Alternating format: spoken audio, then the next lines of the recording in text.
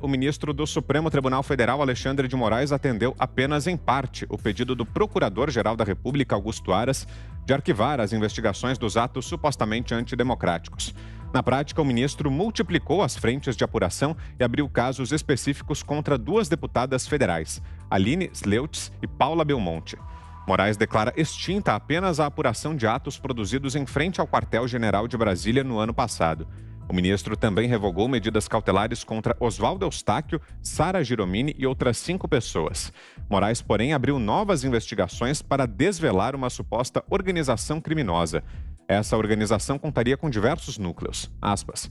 A análise dos fortes indícios e significativas provas apresentadas pela investigação realizada pela Polícia Federal aponta a existência de uma verdadeira organização criminosa de forte atuação digital e com núcleos de produção, publicação, financiamento e político absolutamente semelhantes àqueles identificados no inquérito 4781, o que apura supostos ataques e ameaças a integrantes do STF. Fechou aspas. Nos autos, a Polícia Federal nomina membros que poderiam integrar o núcleo político desse grupo e cita 2 filhos do presidente Jair Bolsonaro, o senador Flávio Bolsonaro e o vereador Carlos Bolsonaro. Diz outro trecho da decisão, abro aspas. As investigações da Polícia Federal apontaram fortes indícios da existência de uma organização criminosa voltada a promover diversas condutas para desestabilizar e, por que não, destruir os poderes legislativo e judiciário a partir de uma insana lógica de prevalência absoluta de um único poder nas decisões do Estado, sem qualquer possibilidade de controle ou fiscalização nos moldes constitucionais. Fecho aspas, trecho da manifestação do ministro Alexandre de Moraes. Fiuza. Olha, eu estou pasmo. Isso aí foi produzido pela Polícia Federal mesmo?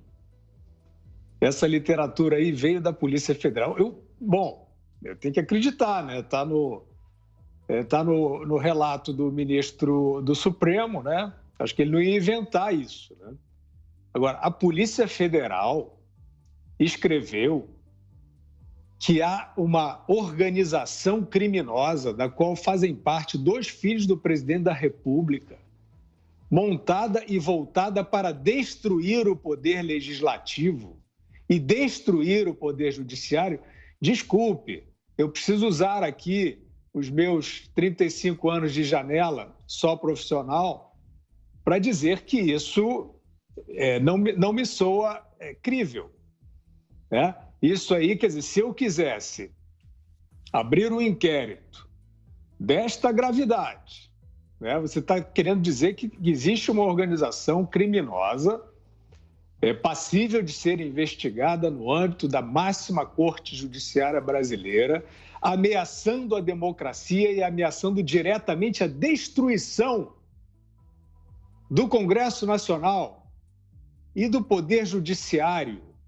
Olha, isso nem naquelas histórias da Disney, né? Se juntou o Coringa, o Pinguim, o Charada, isso já não é Disney, é outra coisa. Enfim, pode evocar aí qualquer subliteratura, qualquer história em quadrinho, da descrição, né, de grupos criminosos, que você não vai encontrar nada tão alegórico, tão carnavalesco quanto essa descrição.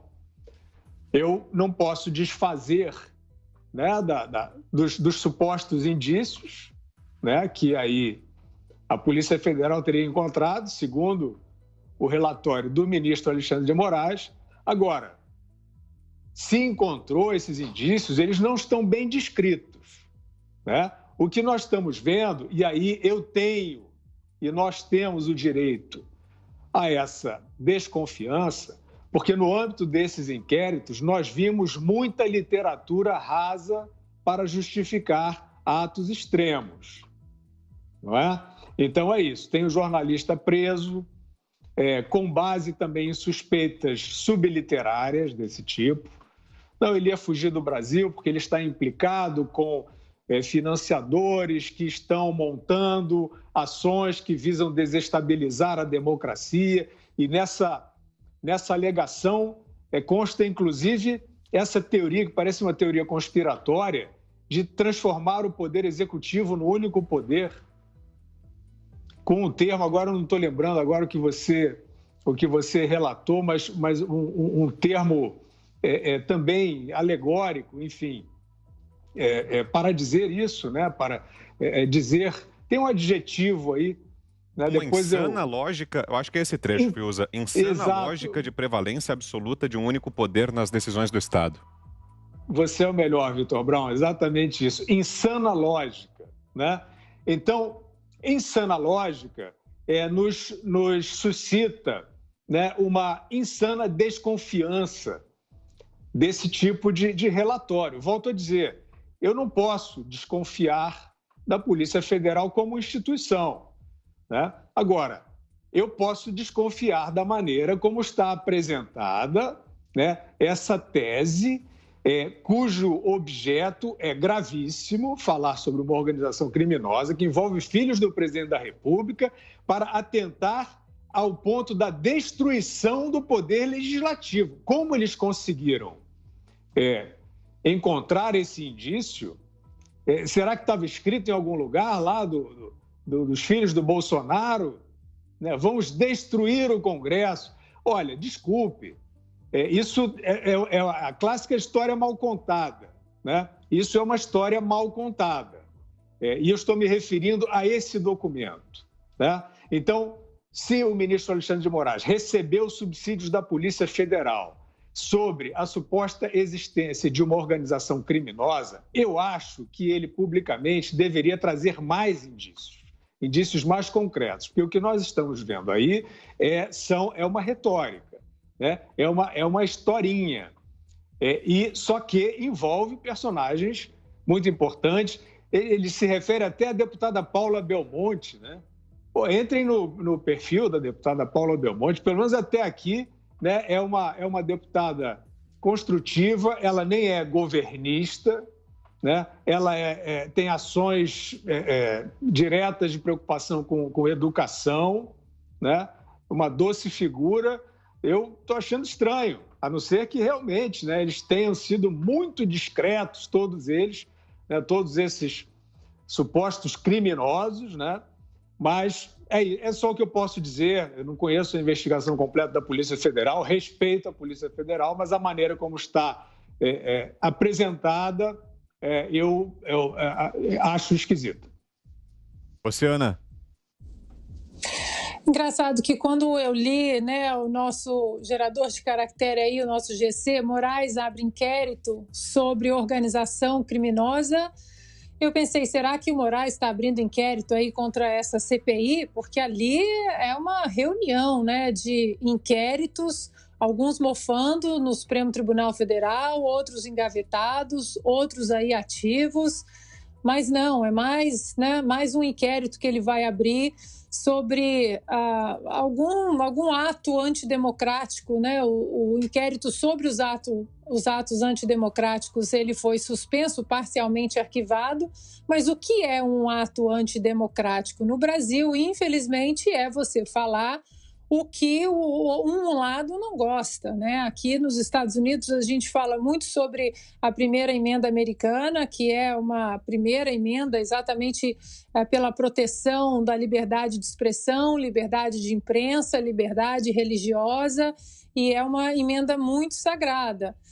E no Brasil a gente não tem essa mesma proteção. O problema é que quem decide no Brasil o que é antidemocrático ou não é uma composição de um Supremo Tribunal Federal que hoje a gente vê que essa composição tenta de qualquer maneira aí derrubar esse governo e invadir outras premissas institucionais, como que aconteceu, por exemplo, no caso do deputado Daniel Silveira, e que aí sim, se o relatório da PF aí diz que esse grupo queria destruir o Congresso, as casas legislativas, a própria Câmara se destruiu sozinha ali nesse processo todo do deputado Daniel Silveira. Já fizemos todas as ressalvas aqui em relação ao conteúdo do vídeo dele, mas a gente sabe muito bem que a Câmara se ajoelhou perante a inconstitucionalidade do que aconteceu nessa prisão, principalmente vinda aí,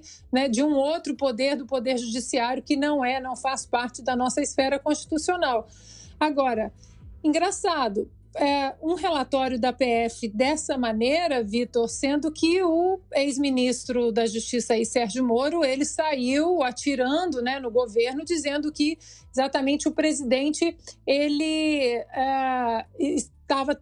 havia interferência na Polícia Federal por causa do presidente e que a PF estaria de joelhos aí a família do presidente. Então, mais uma narrativa aí que, né, se desmonta perante os nossos olhos e a gente tem que acompanhar qualquer investigação. Agora, antidemocrático mesmo é o que essa composição do Supremo Tribunal Federal vem fazendo.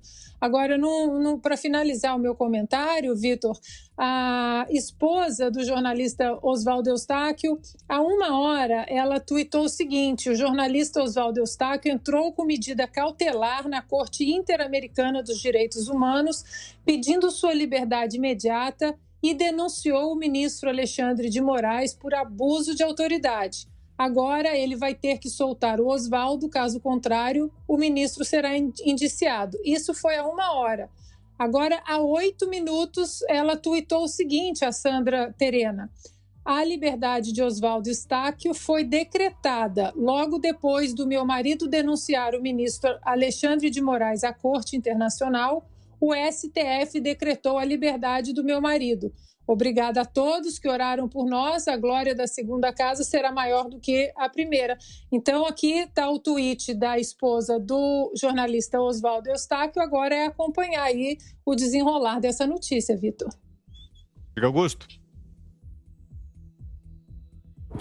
Bom, sem desdenhar, evidentemente, né, do poder da oração, nós chegamos a uma situação muito difícil quando a mulher de um preso político tem que recorrer só a isso, recorre a Deus para ver se consegue ter o marido de volta, porque os deuses ou semideuses de Araque do Supremo fazem o que fazem.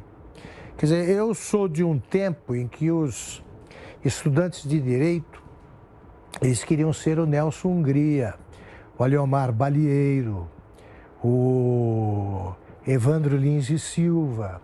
Eu fui aluno na Faculdade Nacional de Direito de alguns deles. Aquilo era jurista.